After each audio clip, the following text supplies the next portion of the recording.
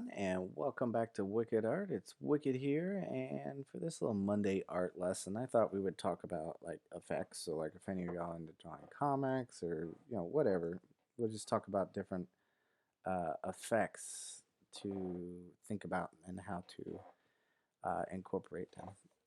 So, the first one I want to start with is we're going to start with fire, just because I feel like it's the easiest. Um, so, usually, want to do is get a Now, I'm going to draw darker, but you should always sketch things out first.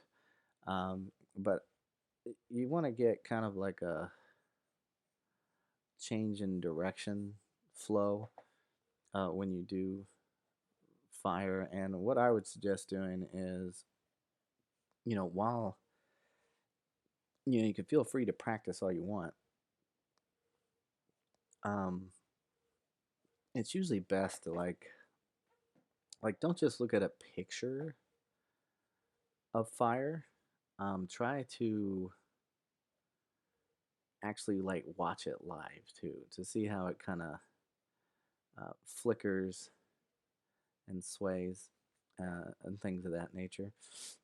Um, because what I'm doing here is I'm just kind of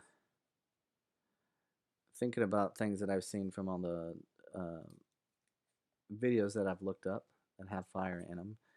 And there seems to be almost like, even though it is a flame, it almost seems to have a liquid property to it, in my personal opinion. I'm sure others may probably have different views on that, but me, I try to think of it as like water that is flowing. Um, but yeah, it's got like a line flow to it. So thinking of ways to like here, I think it might be too big of a flow. So I'm gonna kind of cut it down and come back out with it. But once you get your basic shape, and that's all I'm working on right now, is just getting my basic foundational shape of the fire itself. Then you can go in and start worrying about details as to what kind of flame you want, whether it's going to be a detailed flame um, or a blue flame. Colors and things like that you can think of later, but you always want to try to get at a minimum the basic shape down. Now, other things you want to do is think about like the negative space, right, where things need to be filled in.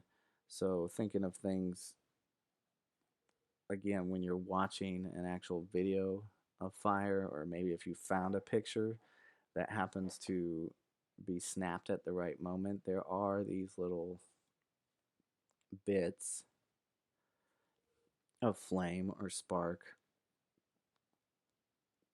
that tend to come off the ends as it flickers. Okay, so now that I have my basic shape, this is where you can get a little bit more creative. Now, some people will do like this big outline, but you don't really have to get everything, because the flame in the center is at its hottest point. So how much is really going to need to be shown to show the heat of that flame is really up to you, and you get to have some freedom in that, right? So like I can come in here and add, so like if this was a fire, right, I would have this whole outside region be red, and then this inside region be blue or like yellow. So at that point, I can decide from there what kind of flame. So like if it was a blue flame, you would obviously want a white and blue combo. Um, but again, you're just kind of getting specific areas. It doesn't have to be, like I said, perfectly running off the edge. You can see how far away I am from the actual edge.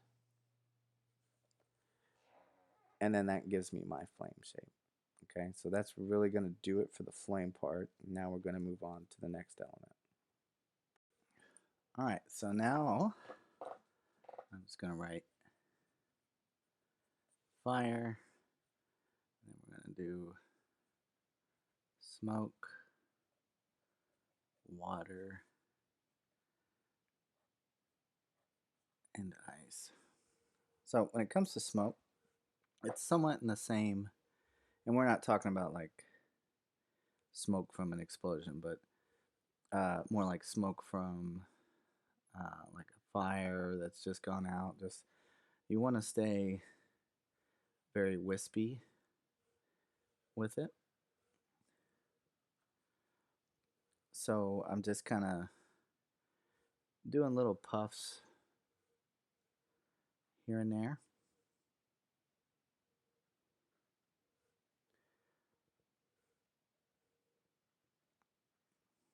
And you can see I'm kind of cutting in at certain places. And we're going to make it small down there towards the bottom. Um, but yeah, you're just really just kind of keeping like a wispy flow. So you're just kind of picking a direction that your smoke is coming from, um, based on, you know, like the wind. So like the wind is blowing this way in my image. So every so often we'll put little cloud puffs in there. And you can have some openings in your smoke as well, uh, to include, you know, the occasional little puff that comes off the side there. And then you just want all that to kind of connect into. And then as far as details go, it's really just based off of your shading. But again, you want to just kind of get that flow going.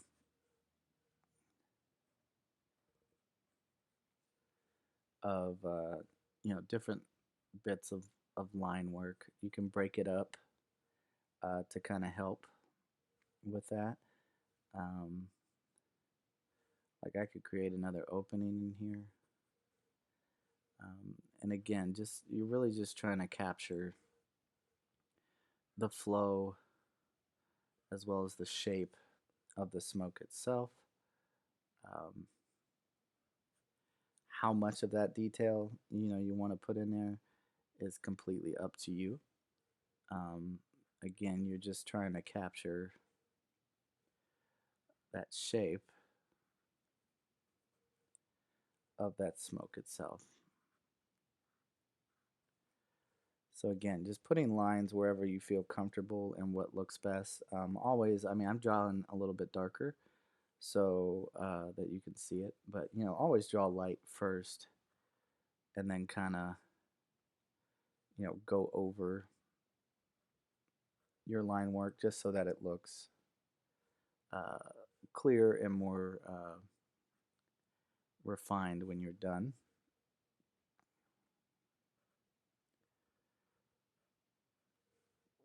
And again, it's completely up to you which way you want your smoke to go, but the key thing is, you know, trying to make sure that it's, you know, got a flow to it. So like that's honestly pretty simple for smoke. The next thing you want to do is, we've done water before in a different video, but I wanted to go over something more like, you know, let's say your character drops something or somebody tosses something over the edge, and you want to get that feeling of it's drifting, like it just landed into the ocean and it's drifting.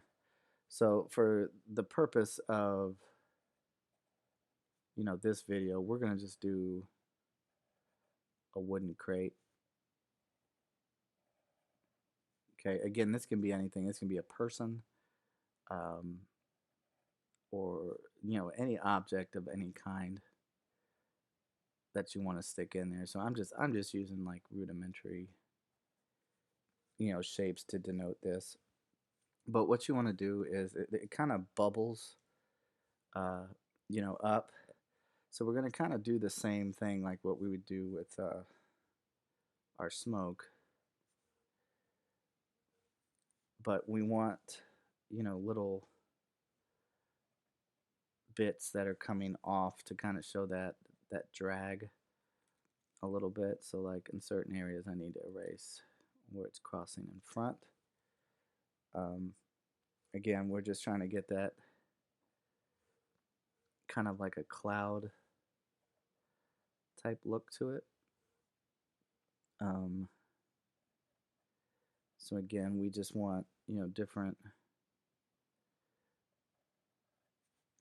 directional feeds just to show that it's stretching out from the crate itself. So we can kind of, again, just kind of add our little cloud puffs in here. Just really trying to make sure that we get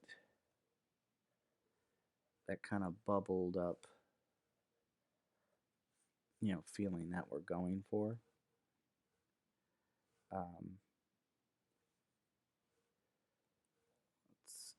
you can get, give it kind of a three-dimensional look. You can add a few extra lines in there.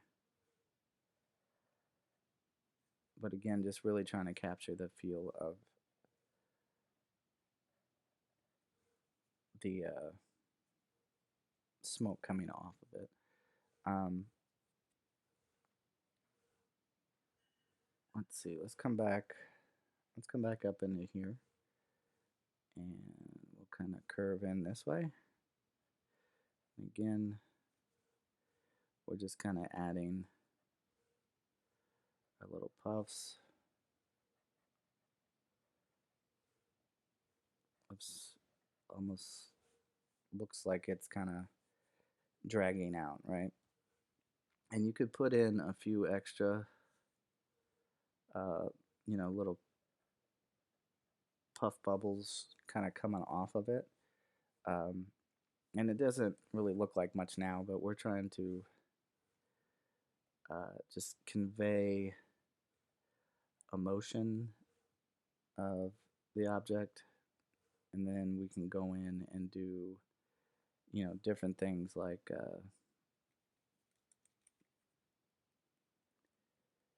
sorry, just need to erase that, but we can do different things like shading the little puffs. And you can do that digitally, or if you're trying to hand draw everything, you can do it that way as well too. Uh, Again, just kind of think of it kind of like almost, like I said, besides just a cloud, if you wanted to kind of think of it as like drawing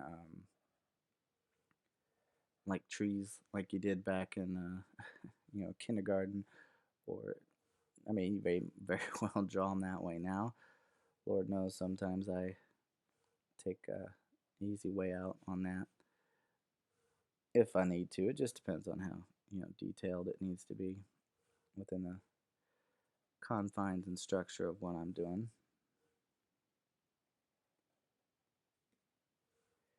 And again, everything's just based off of, you can see I'm kind of like overlapping everything. Um, what that does is allows you to get a little bit more depth to what you're doing. Let's see, we can get a few puffs come out right here.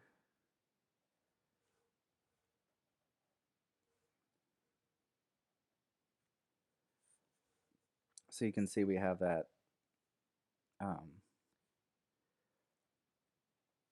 little bit of flow going, a little bit of, extra line work added in there to give it some depth.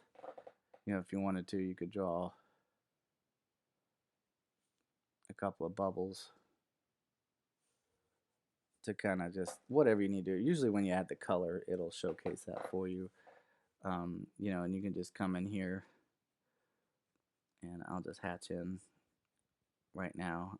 You can shade it however you want, but it'll give it some depth if you come to these round parts and just kind of hatch in, where it's most rounded at, just to kind of give it, like I said, that depth so it doesn't look so plain. And you can see it's kind of giving us a little shape here.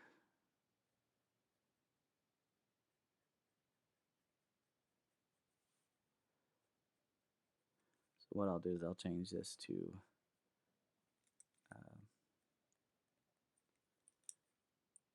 change that to underwater.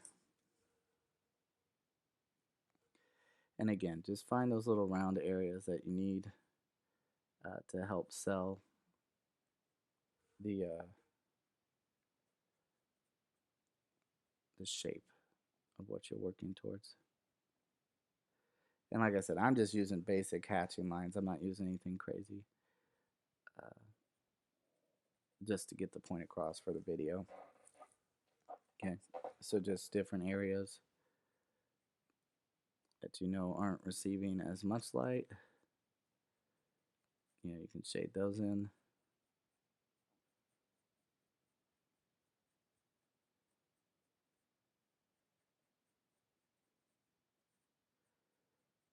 Again, just conveying in different areas that shadowed shape.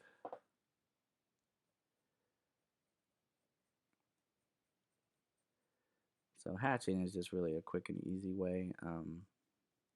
There's multiple ways to hatch to change the shape and the size of the things you're trying to work on, to give it a little bit more line weight.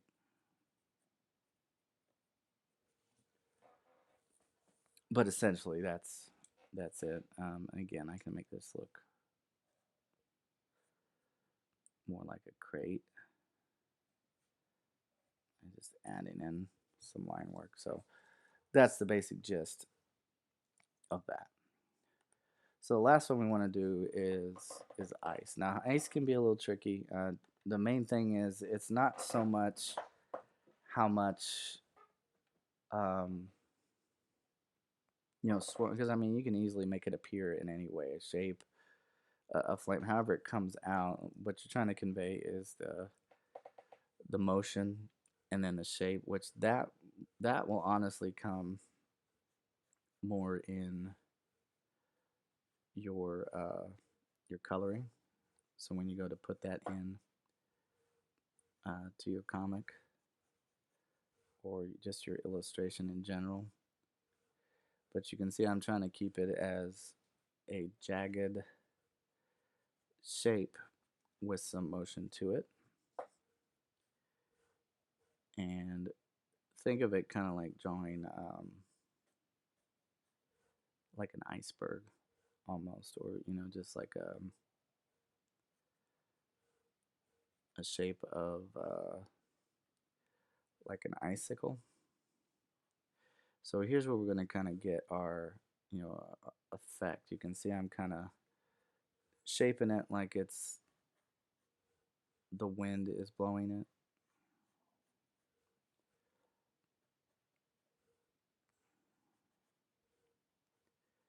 But it's giving us that kind of like a jagged, icy look to it.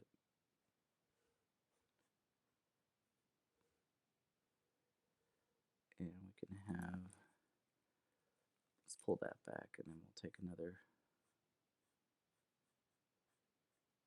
long piece out there. So again, as I have that out there, again, your coloring is what's going to be important for the ice itself.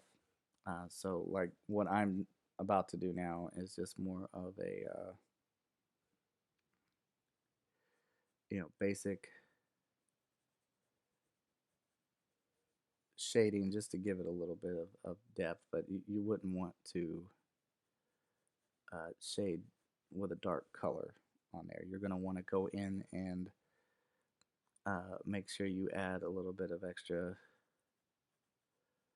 jaggedness in the shape of your shadows.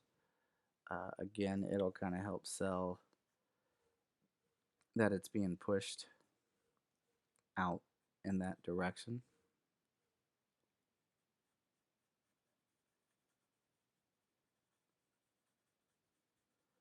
So I'm just doing a very light shade in just to kind of represent like, so like this would all be like a blue, right? Like a grayish blue, the shading, and then the rest would just be uh, white.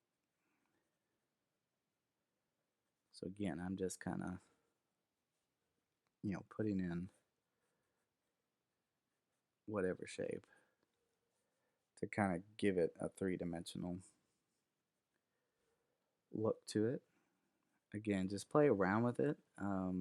Just make sure you're getting those jagged shapes, and then also, much like with the fire, look up some special effects from a movie where somebody has ice powers, or you could type in like wind blasted ice, and you'll be surprised the kind of cool stuff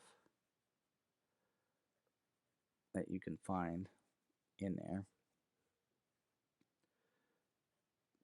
And again, just kind of adding in some jaggedness just to give it some more depth. Um, Maybe extend that out some, but it'll give us a lot more um, of an interesting look when it's all done. And again, you can convey it even more with little kind of jagged motion lines on here just to show that it's being blasted. Again, it's completely up to you how you want to sell it, okay? So we went over fire, smoke, like an underwater splash type thing, and some ice. Other than that, that's really going to do it for today's lesson. If you like what you saw and you're new to the channel, go ahead and hit subscribe. If you're still hanging around, you've been subscribed to me, I greatly appreciate it after all this time. But please do me a favor and leave a comment. It really helps the channel out. I'm not talking about channel growth. I'm talking about what content I give you. I need to know what it is you're interested in. So please leave a comment. Let me know what you want to see next, because I'm just kind of making it up as I go along. So if you have something you want me to make, I take viewer requests all the time. Other than that, I hope you have a wonderful Monday, and remember to keep sketching, and I'll see you in the next one. All right? Bye.